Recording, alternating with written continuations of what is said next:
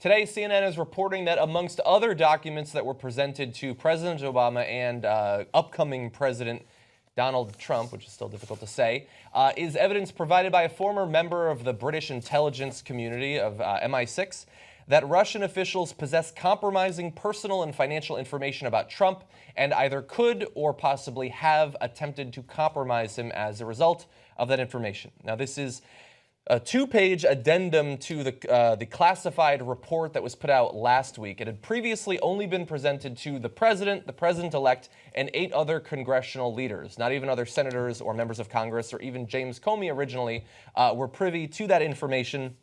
CIA says that now they have confirmed that the former British intelligence operative is credible, although the FBI is still investigating, and they have not finished their own investigation. They say that several essential pieces of evidence in the memos still have to be checked. So this is not an area where all aspects of the intelligence community are in agreement that this is true and can be believed.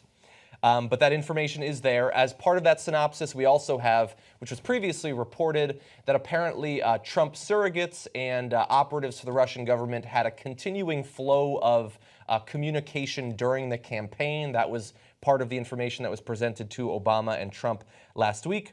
Not surprisingly, the Trump transition team has declined requests for comment on this information. Okay, so I will say this until I win.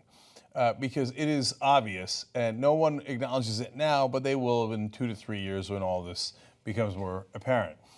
Rex Tillerson is the evidence. So you're wondering, well, I mean, how do you know he worked with the Russians?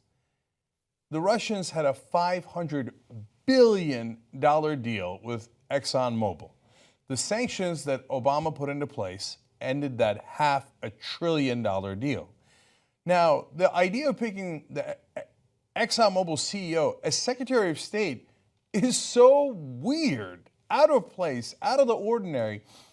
It doesn't make any sense. If you want to put him as, for example, Secretary of Treasury, that would make more sense because he's a business person and maybe he could help there. Secretary of Commerce, maybe you want to, really screw over workers, Secretary of Labor. But Secretary of State, Secretary of State is, thank you very much, Russia. We really appreciate your help. So in return, we will give you your favorite person.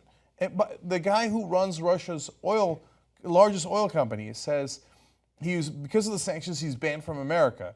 He says his main wish is to come back and ride motorcycles on our highways with Rex Tillerson. He said that before the election. So Rex Tillerson got got a medal from Putin. So when you give the guy who has a $500 billion contract with Putin and who Putin has given a medal to the position of Secretary of State when he has no qualifications and no one would have ever thought of that, that is your evidence that that is a giant thank you gift to the Russians who clearly helped you. Now, that's not the only reason Hillary Clinton lost the election. I don't think we should redo the election. I don't understand why that's even a part of the conversation. People drive me crazy with that stuff. But if you think that the Russians didn't help Trump, and there's no evidence. Why? I don't know what you're doing. I never. And all these intelligence officials are all making it up, and they're all part of some global conspiracy. Then why the hell did he put Rex Tillerson as our Secretary of State? So wakey. And I'm not saying that I know every single piece of evidence there because it's just coming out. Yeah, right? The FBI is still investigating it. I don't know what they'll end up saying. But I guarantee you, at some point, I don't know if it's 2-3 years down the road, you know what people are going to say? Yeah, why did he put Tillerson in? It seems like that was a $500 billion gift to Putin. Well, we'll see if that deal comes back. Look, I don't know who ended up doing it. What I want is more investigation. That's why I am against people who are trying to shut down conversation about this. And for some reason, that is a big thing. And look, this potentially bothers me more than spreading fake news or hacking emails or whatever. That basically, whatever influence that had, ended. Okay? Now, Hillary Clinton is off in the woods. She's hiking. She will be hiking for the next few years. Nobody cares about that anymore. But Donald Trump is still going to be president. And if they had information, personal or financial information that was compromising for Donald Trump, that doesn't just matter for the last election, which is now history. That matters for the future. That is what we are going to be investing in. That's what we're going to be fighting against going off into the future. If he has compromising information, and Trump is exactly the sort of person who appears to be exactly the sort to be manipulated by that sort of information, then that can affect policy going forward. To say that that should be disregarded, that we shouldn't talk about it, that it has anything to do with Hillary Clinton is ridiculous. It is a surrender against reality going forward. And by the way, again, and I understand some people want to just say it's just the CIA that says it. Whatever. I don't trust the CIA. I got no interest in the CIA. It's a long, long list of people, some of which are big fans of Hillary Clinton, have worked for her, some of which are huge enemies of her. James Comey says that the evidence is clear. He clearly doesn't like Hillary Clinton.